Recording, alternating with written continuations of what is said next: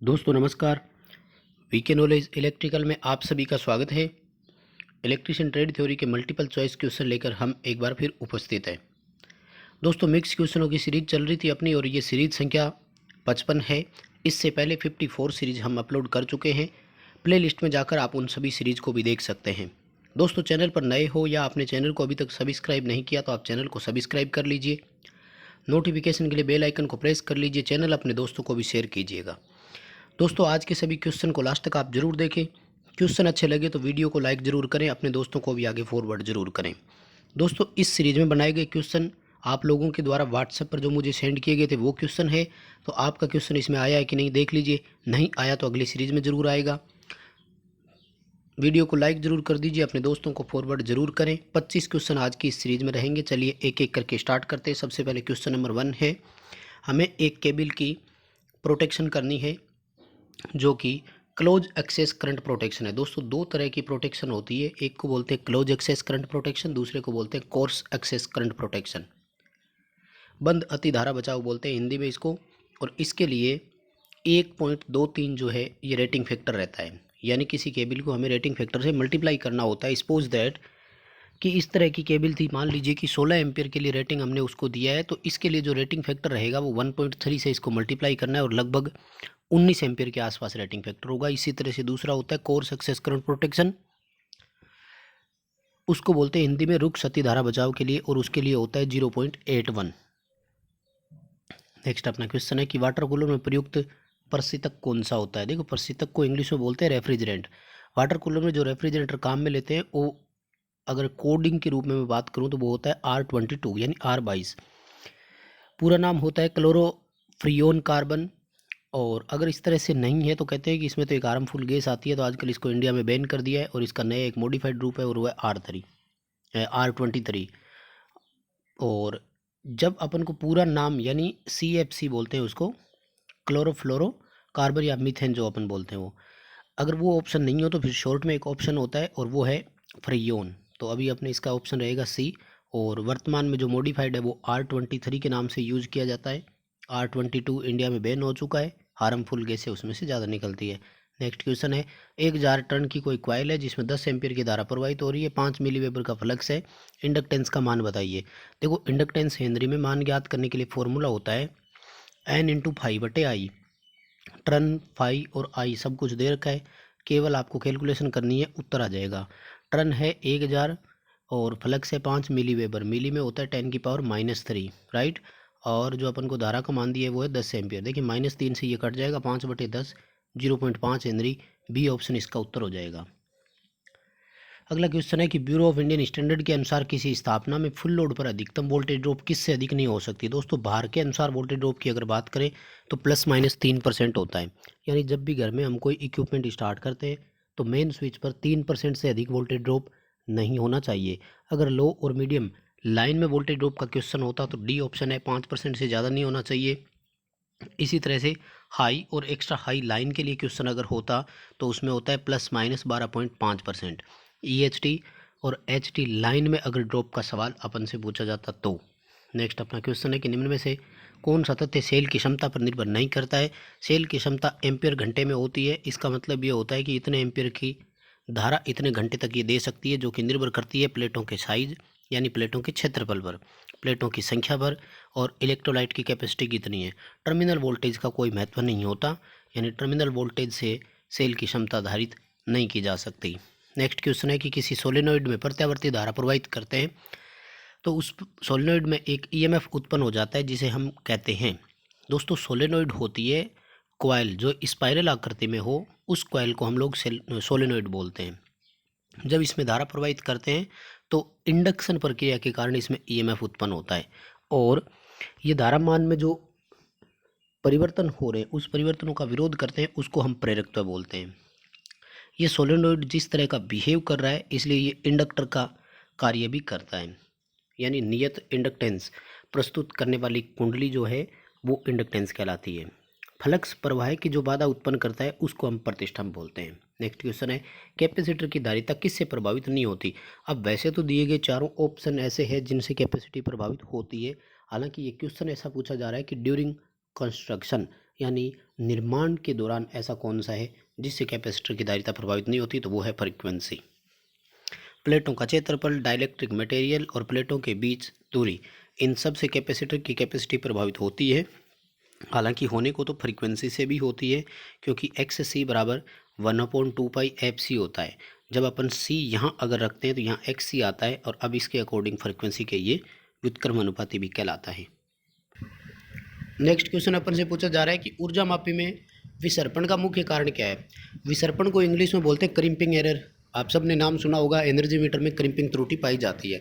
अब देखिए यहाँ जितने भी ऑप्शन अपन को दिए गए ये सारे कारण सही है।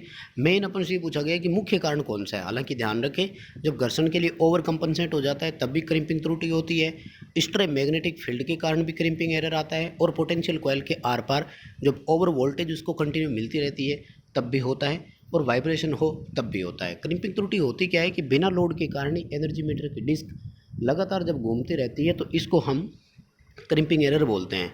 तो ऐसा जब भी आ जाए तो सबसे बड़ा और मोस्ट कारण की ओर हम जाएंगे कि पोटेंशियल के आर पार ओवर वोल्टेज होना, यानी पीसी को लगातार बहुत ज़्यादा वोल्टेज मिलेगी तो वो एक ज़्यादा टॉर्क उत्पन्न करेगी, और उस टॉर्क के फलस्वरूप डिस्क को रोटेट करना ही पड़ेगा, क्योंकि जब भार संयोजित होता है तो सीसी में से करंट फ्लो होता है, पीसी ऑलरेडी एनर्जाइज्ड होती है, वो अपना टॉर्क बनाती है, दोनों टॉर्क की प्रतिक्रिया के फलस्वरूप डिस्क रोटेट करती है। हालांकि एक पोटेंशियल कॉइल पर एनर्जी लगातार मिलते रहने के कारण वोल्ट मीटर में जिस तरह का टॉर्क उत्पन्न होता है वहाँ भी वैसा ही टॉर्क होता है, जिसके फलस्वरूप डिस्क घूमती रहती है। हालांकि ये दिए गए सारे चारों कारण एनर्जी मीटर में क्रिम्पिंग त्रुटि के कारण है। नेक्स्ट क्वेश्चन है कि एक प्रतिरोध है जिससे 3 एम्पियर की धारा 500 जूल वैद्युतिक ऊर्जा को 12 सेकंड में उसमें ऊर्जा में कन्वर्ट कर देती है। उस प्रतिरोध के आर पार वोल्टेज का मान कितना होगा। कई तरीके से आप लोग ज्ञात कर सकते हैं। देखिए, आप चाहो तो I²RT ये फॉर्मूला अप्लाई करके भी कर सकते हैं। यहाँ से आपको रेजिस्टेंस का मान मिलेगा, और आई पहले से दे रखी है, आई आर दोनों कैलकुलेट होने के बाद आप चाहो तो रेजिस्टेंस की वैल्यू कैलकुलेट कर सकते हैं। देखिए, हीट के लिए अपन को दिया गया है कि 500 जूल का मान दिया, धारा की स्क्वायर करेंगे 9 आएगा आर, और 12 सेकंड का समय दिया, यानी 108 करेंगे मल्टीप्लाई 9 से तो ये 108 आएगा। 500 को जब 108 से आप डिवाइड करेंगे तो अपने पास एक वैल्यूएशन आएगी जो कि रेजिस्टेंस की वैल्यूएशन होगी। जो भी आए आप मिलान कर सकते हैं। आपको उस प्रतिरोध को जो इस कैलकुलेशन से आएगा 3 एम्पीयर से मल्टीप्लाई करना है, और अपना उत्तर आएगा 13.88 वोल्ट। नेक्स्ट अपना क्वेश्चन है, एक एसी परिपथ में सप्लाई वोल्टेज 400 हर्ट्ज फ्रीक्वेंसी पर आरोपित है, जिसमें 0.01 माइक्रोफेरेड वाला एक कैपेसिटर जुड़ा हुआ है। उसके कैपेसिटिव रिएक्टेंस का मान ज्ञात कीजिए। भाई, कैपेसिटिव रिएक्टेंस ज्ञात करने के लिए हमें दो ही तो चीज़ें चाहिए, एफ और सी, क्योंकि कैपेसिटिव रिएक्टेंस ज्ञात करने का फॉर्मूला क्या होता है कि 1/2π/fc। और क्वेश्चन में हमें एफ और सी का मान जब दे रखा है तो हमें प्रॉब्लम कहाँ है। फिर भी आपने इस तरह का क्वेश्चन अगर सेंड किया है तो हो सकता है आपकी कैलकुलेशन सही नहीं हो रही होगी, मिलान कर लीजिए उत्तर का। देखिए, पाई का मान होता है 3.14, आपको यही रखना है, राइट। फ्रीक्वेंसी 400 हर्ट्ज सीधे सीधे दे रखा है। कैपेसिटेंस 0.01 माइक्रोफेरेड था। भाई, माइक्रो हटाते हैं तो 0.-6 लगती है 10, और वो -6 जो है ऊपर आकर प्लस हो जाएगी, यानी 10 की पावर 6 में आपको इन इतने सारे को मल्टीप्लाई करके भाग देना था और आपका उत्तर आ जाएगा। दोस्तों, जब कैलकुलेशन करके उत्तर का मिलान करोगे तो उत्तर आना चाहिए 39,808 ओम। फॉर्मूला आपको बता दिया, मान रखने का तरीका आपको बता दिया। मान रखें, कैलकुलेशन करें, उत्तर का मिलान करें। नेक्स्ट क्वेश्चन है कि नियॉन साइन लैंप परिपथ में जब फायरमैन स्विच लगता है तो वो हमेशा कहाँ होना चाहिए। देखिए, फायरमैन स्विच का मतलब क्या होता है कि जब फायर लगे हो जाए, कहीं पर भी मान लीजिए आग लग जाती है, तो हमें उस स्विच को प्रेस करना है जिससे कि एक सायरन बजे, एक अलार्म बजे, जो अपना फायर हाउस है वहाँ पर, जो फायर स्टेशन है वहाँ पर इंडिकेशन जाए।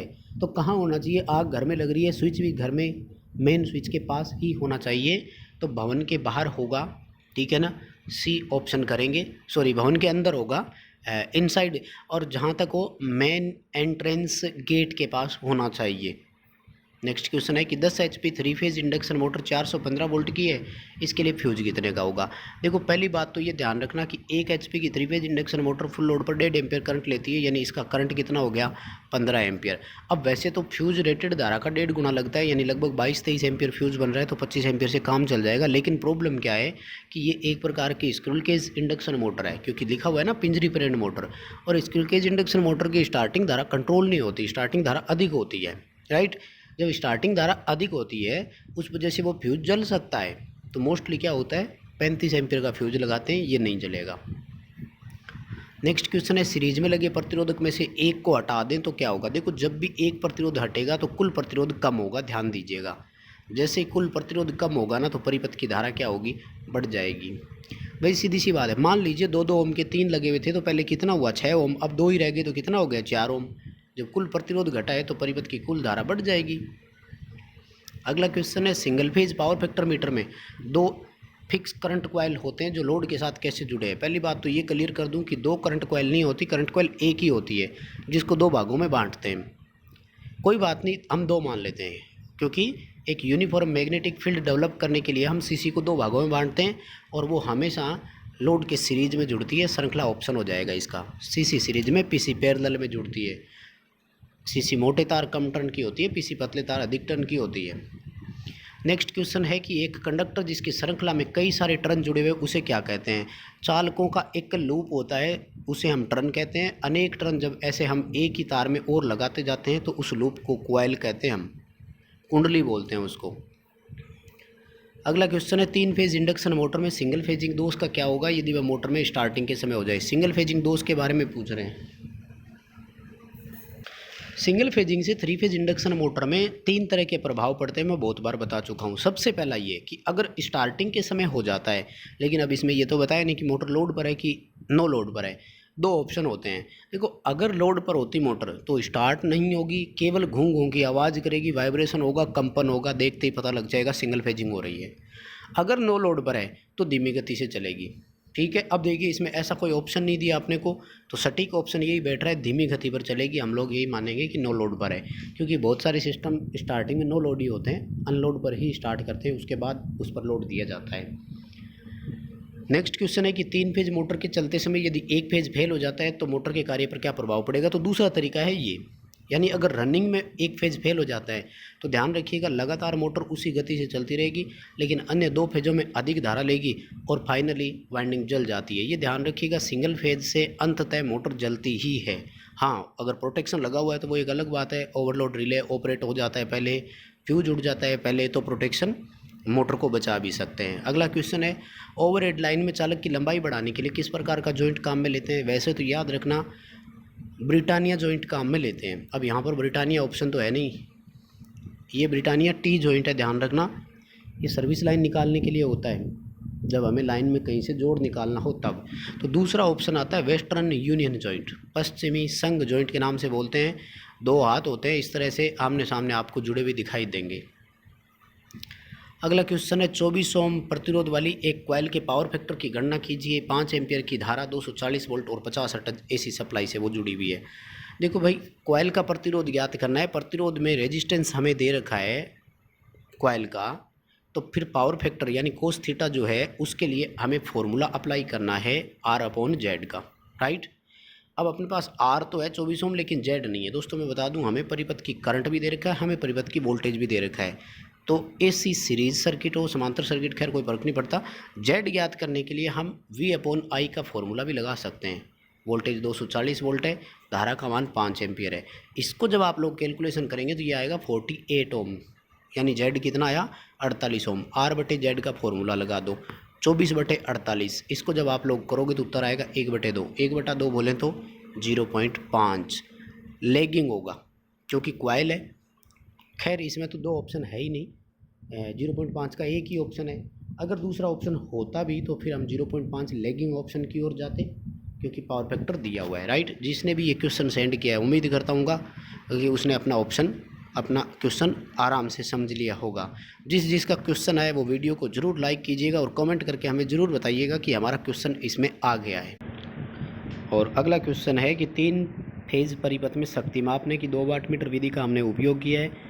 दोनों वाट मीटर बराबर रीडिंग दिखा रहे हैं, परिपथ का पावर फैक्टर कितना है। दोस्तों शक्ति मापने की 2 वाट मीटर विधि में कुल 5 प्रश्न बनते हैं, याद रखिएगा।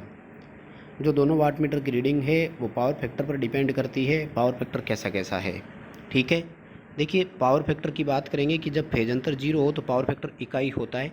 इस समय दोनों वाट मीटर की रीडिंग एक बराबर होती है और पॉजिटिव होती है। तो अपन से पावर फैक्टर पूछा है, ऑप्शन बी रहेगा इसमें कि पावर फैक्टर इकाई होता है, फेज अंतर 0 होता है, उस समय दोनों की रीडिंग बराबर होती है।